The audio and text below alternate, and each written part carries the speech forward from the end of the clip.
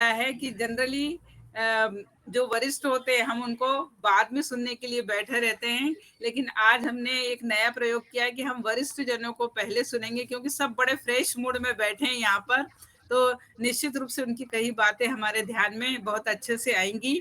तो इसका आरंभ करते हुए मैं इन पंक्तियों के साथ सबसे पहले आदरणीय दिव्य रमेश जी, जो एक तरह से कहूं कि बाल साहित्य मनीषी हैं, बाल मनोविज्ञान के पारखी हैं, तो मैं उन्हें ये पंक्तियों के साथ आमंत्रित करती हूँ कि व्यक्तित्व आपका हमें दुलारे, व्यक्तित्व आपका हमें दुलारे, कृतित्व आपका हमें उबारे, पथ प्रदर्शक बने आप हमारे, साहित्य आपका हमें सवारे, साहित्य आपका हमें सवारे। पूरे सम्मान के साथ आमंत्रित करती हूँ आदरणीय दिव्य रमेश जी को कि वे सलिल प्रवाह को लेकर अपनी बात कहें। पुनः आप सबको नमस्कार। मैं देख रहा हूं कि आज की इस समीक्षात्मक संगोष्ठी, जैसा कि लता जी ने बताया, इसमें बाल साहित्य से जुड़े हुए बहुत ही महत्वपूर्ण और गंभीर प्रश्नाकार जुड़े हुए हैं। अध्यक्षता स्वयं मेरे मित्र डॉक्टर संजीव कुमार जी कर रहे हैं। सानिध्य प्रबोध कुमार गोविल जैसे व्यक्तित्व का है, और मुझे पता चला है आपकी विज्ञप्ति से कि मुख्य वक्ता के रूप में दिनेश कुमार माली जी, रजनीकांत शुक्ल जी, गोविंद शर्मा जी को सुनने का अवसर मिलेगा। इसके अतिरिक्त डॉक्टर शील कौशिक, कुसुम अग्रवाल, संगीता सेठी जी और चांद मोहम्मद कोशी जी का भी नाम मैं देख रहा हूं सामने। देखिए, ये मेरा सौभाग्य है कि मैं विमला भंडारी से भी जुड़ा हुआ हूं, और उन्होंने मुझे सौभाग्य दिया है कि मैं सलीला संस्था से भी जुड़ूं, और सलिल प्रवाह जो समारिका है उससे भी मेरा जुड़ाव रहे। मुझे याद आ रहा है कहीं भेंट हुई थी, और तब विमला जी ने मुझे कहा था कि एक बार तो आपको आना होगा, और मैंने कहा था मैं सहर्ष आऊंगा। और 20 और 21 सितंबर 2014 में जो बाल साहित्यकार सम्मेलन हुआ राष्ट्रीय स्तर का, उसमें मेरी भागीदारी हुई थी, और मैं तभी से प्रभावित हो गया था कि सचमुच में बहुत व्यापक स्तर पर, लेकिन बहुत ही गंभीर विचार विमर्श के मंच के रूप में सलिला संस्था काम कर रही है। और वहाँ मुझे सौभाग्य मिला पहली बार बहुत सारे साहित्यकारों से भी मिलने का। शायद गोविंद शर्मा जी से भी मैं वहीं मिला था, और यहाँ तक कि आसपास रहने वाले कुछ अन्य साहित्यकारों से भी पहली बार वहीं मिला था। और मैंने उसके बारे में, मेरी पुस्तक है यादें महकी, जब इसमें लिखा भी था। ये इसलिए बता रहा हूँ कि जब मुझे कोई चीज बहुत अच्छी लगती है तो फिर मैं उसको दर्ज भी कर लेता हूँ, ताकि औरों को भी पता चले। इसके बाद समय ऐसा है कि जब वेबिनार जैसे आज हम बात कर रहे हैं उसका, यार तब भी मैं जुड़ा था संस्था के। तो ये दो रूप हैं। एक सलिला संस्था के रूप में बाल साहित्य का संवर्धन, बाल साहित्य पर विचार विमर्श, बाल साहित्य से जुड़े हुए तमाम जो मुद्दे और आयाम हैं उनको कैसे चर्चा में लाया जाए। और दूसरा है कि वार्षिक समारिका के रूप में जो सलिल प्रवाह निकलती है उसके माध्यम से लिखित रूप में बाल साहित्य से संबंधित सामग्री कैसे दी जाए। मेरे सामने जो अंक पड़ा हुआ है सलिल प्रवाह का नया अंक, जो कि शील कौशिक जी पे ही केंद्रित है, उसमें एक मैं देख रहा था मेरा समीक्षात्मक लेख भी है। ये मुझे लगता है कि इसी संस्था और विमला जी की ही सोच का या नई सोच की उपज है। और मैं चौंका था जब उस पुस्तक को मैंने पढ़ा था, जहां पर आलेख को भी बाल साहित्य की विधा के रूप में चर्चित करने का प्रयत्न किया गया। हम जब बाल साहित्य की विधाओं की बात करते हैं तो कहानी, कविता, नाटक आदि इस तरह की जो सब हम जानते हैं उनकी चर्चा करते हैं, लेकिन आलेख भी बाल साहित्य की विधा के रूप में हो सकता है। इसकी इस नई सोच का प्रारंभ मुझे तो लगता है कि विमला जी और इस संस्था और अब सलिल प्रभा के माध्यम से हुआ है। तो एक तो ये बहुत बड़ी बात है कि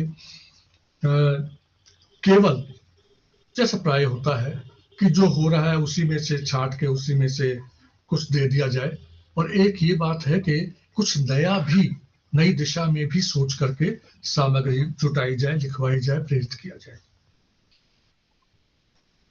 मुझे अच्छा लगा कि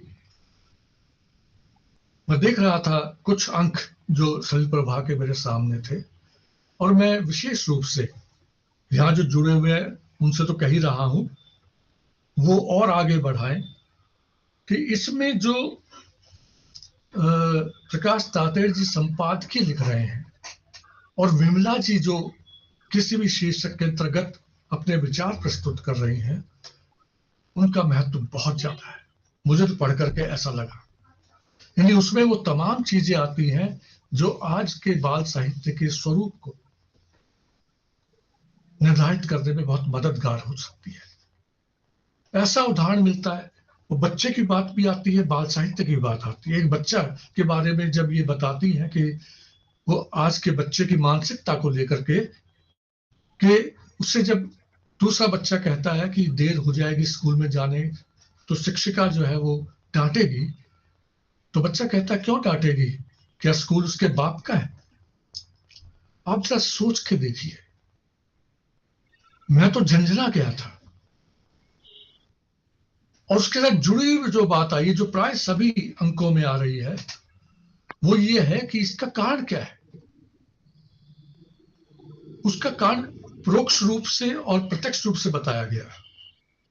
कारण बताया गया है कि समस्या ये है, ये प्रकाश तातेड़ जी भी लिखते रहे और विमला जी भी लिखती रही, और लोगों का भी ध्यान गया, और प्राय मैं भी स्वयं लिखता रहा हूं। चुनौती है कि बाल साहित्य के करीब, एक तो सृजनात्मक बाल साहित्य को अधिक से अधिक, यानी उसके उत्कृष्ट रूप को अधिक से अधिक कैसे लाया जाए। और मुझे खुशी है कि इसमें और संस्थाएं भी काम कर रही हैं। मुझे राजसमंद में जाने का मौका मिला था। बच्चों के देश ने एक बहुत बड़ा आयोजन किया और उसके माध्यम से बहुत सारी चीजें उभर के आई, और भी लोग कर रहे हैं। लेकिन इसके साथ दूसरी चुनौती है कि बाल साहित्य के करीब बच्चे को कैसे लाया जाए, यानी बाल साहित्य से बच्चे को जोड़ा कैसे जाए।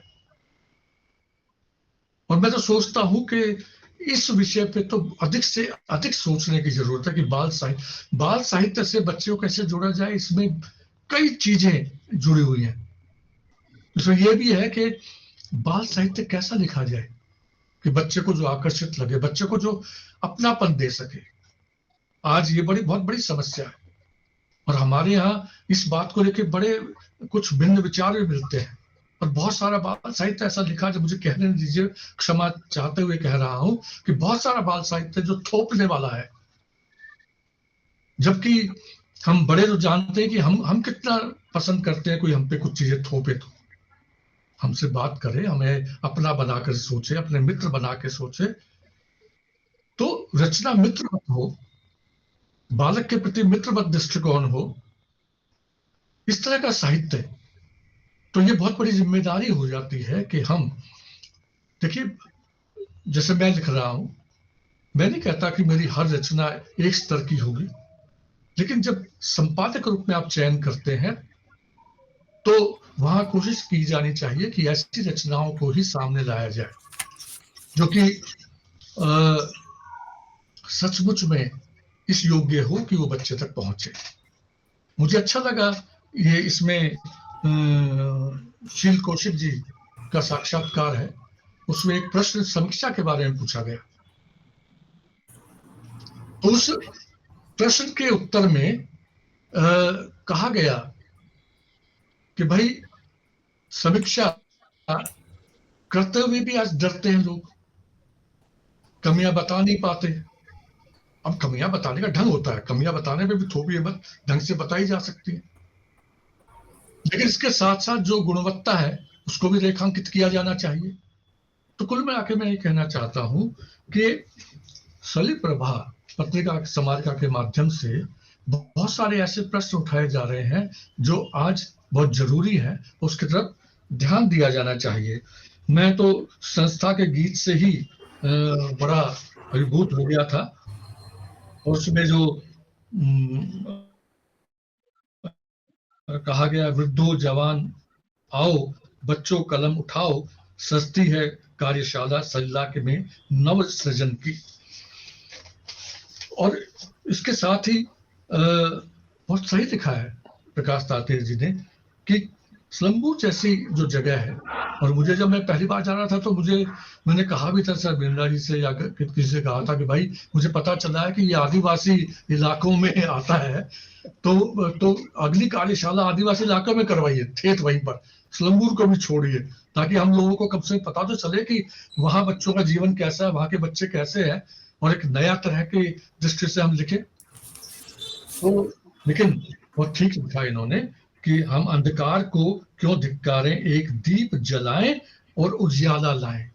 ये जो पॉजिटिविटी है दृष्टिकोण की, ये मैं देख रहा हूं संस्था के पीछे जो खड़ी हुई है विमला जी, उसमें उनमें भी है, और सलिल प्रभा में भी वो मिलती है।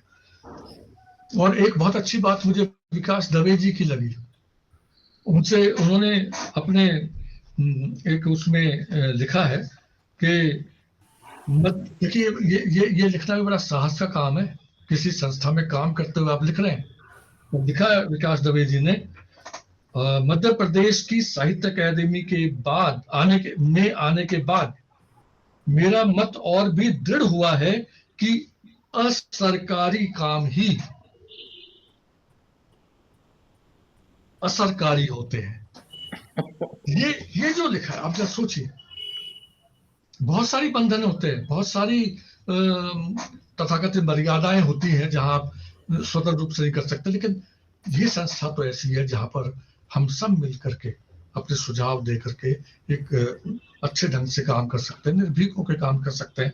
और मुझे खुशी है कि इस तरह का काम जो है वो हो रहा है और आगे होता रहे। यहाँ मैं एक चीज की तरफ इशारा करना चाहूंगा, निश्चित रूप से, वैसे माफ कीजिए मुझे बड़ी जलन हो रही है कि इतने सारे साहित्यकारों पर केंद्रित ये आ गया है और मैं वंचित बैठा हुआ हूँ, लेकिन मैं मजाक कर रहा हूँ, ऐसा नहीं है। बहुत मुझे महत्व देती हैं विमला जी, और आप सब लोग देते हैं, और मुझे मिला है, मैं बड़ा भरपूर हूँ, संतुष्ट हूँ।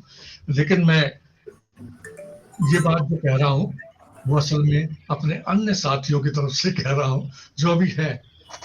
इन अंकों को देख के निश्चित रूप से उनके मन में आ रहा होगा कि कभी ना कभी हमारा भी प्रतिनिधित्व रूप इस पत्रिका के माध्यम से आएगा। और कहा कि एक पत्रिका को लेकर किसी को दे देंगे आप, तो कम से कम बिना बताए उसको पता चल जाएगा कि आपने क्या काम किया है। तो इसमें देखिए ना, आप नाटक, कविता, कहानी जो भी लिख रहा है साहित्यकार, उसकी थोड़ी वानगी देते हैं, फिर पहेलियां देते हैं। वैसे मैं मोटे तौर पर मैं बस एक आध मिनट और लूंगा क्योंकि मुझे पता है समय का अभाव है। मैं तो कहता हूं कि बाल साहित्य जो है वो हर आयु वर्ग के लिए होता है, केवल बच्चों के लिए नहीं होता है, वो बच्चों के लिए होकर के सबका होता है, ये मैं जरूर कहता हूं। इसमें जो ध्वनि छिपी है वो आप सब समझ रहे हैं। तो बाल सलिल प्रवाह में भी आप देखेंगे, और संस्थागत सम्मेलन होते हैं उसमें जो मेरा अनुभव रहा है, उसमें मैंने पाया कि उसमें हर आयु वर्ग के व्यक्ति को भागीदारी का मौका मिलता है। इसमें भी बच्चे अपने केवल पहेलियां नहीं, अपने मन पर अपनी कहानियां भी पढ़ सकते हैं, अपने कविताएं भी पढ़ सकते हैं, नाटक अंश भी पढ़ सकते हैं, उपन्यास अंश भी पढ़ सकते हैं, एकांक भी पढ़ सकते हैं, सब कुछ पढ़ सकते हैं। और बड़े लोग विमर्श जो हो रहा है, चर्चा, उसको भी जान सकते हैं। तो इतना, अब ये मुझे लगता है हिंदी बाल साहित्य की दृष्टि से ये बहुत महत्वपूर्ण समारिका बन गई है। अगर गुंजाइश हो, ये मैं सशर्त बात कर रहा हूं, अगर गुंजाइश हो तो एक आध पृष्ठ भारतीय बाल साहित्य और थोड़ा सा विदेशी बाल साहित्य की झलक के रूप में भी दिया जाए, जोड़ दिया जाए, तो इसका जो स्वरूप है वो और भी व्यापक। भारत के अनेक भाषाओं में बहुत उत्कृष्ट लिखा जा रहा है। केवल नॉर्थ ईस्ट के भाषाओं में जरूर ये समस्या है कि वहाँ अभी लोक कथाओं पर हम ज्यादा आधारित है। हालांकि लोक कथाओं का भी अपना महत्व होता है, लेकिन अन्य बहुत सारी भाषाएं हैं, उनका भी कभी कभार एक आध चीज हिंदी में आ जाए तो बहुत अच्छा रहेगा, बहुत अच्छा लगेगा। क्योंकि मैंने कुछ लेख जब भारतीय भाषाओं के बाल साहित्य को केंद्र में रख करके लिखे, तो उस समय मुझे पता लगा कि बहुत एक समानता और बहुत जुड़ाव है सबके अंदर बाल साहित्य की दृष्टि से भी, तो उसकी झलक मिलेगी। मैं अधिक ना कह करके मैं अपनी ओर से बहुत ही बधाई देता हूँ, शुभकामनाएं देता हूँ, और मुझे बहुत ही खुशी है इस बात की कि बहुत ही महत्वपूर्ण काम हो रहा है। देखिए, हम सब जानते हैं कि आज के समय में आर्थिक पक्ष भी बहुत जरूरी होता है, और जो काम जुटा रहा है अर्थ को, वो एक वो अपने आप में वही बहुत बड़ा परिश्रम का, बड़ा कह लीजिए मुश्किल काम होता है। लेकिन आते हुए लगातार राष्ट्रीय सम्मेलन करवा ले जाना और सभी प्रवाह जो है वो हमेशा प्रवाहित रहे, हमेशा आगे बढ़ती रहे, ये मेरी दुआ भी है, मेरी आशा भी है, मेरी कामना भी है। तो बहुत बहुत शुभकामनाएं, बहुत बहुत बधाई, धन्यवाद। बहुत बहुत आभार सर, बहुत ज्ञानवर्धक, और आपकी बात बिल्कुल हमने नोट कर ली है कि अब भारतीय बाल साहित्य के साथ साथ विदेशी बाल साहित्य को भी इसमें स्थान दिया जाए। अब आगे इसे बढ़ते, जैसा कि सर ने अभी कहा कि हमारा चिंतन होना चाहिए कि बाल साहित्य को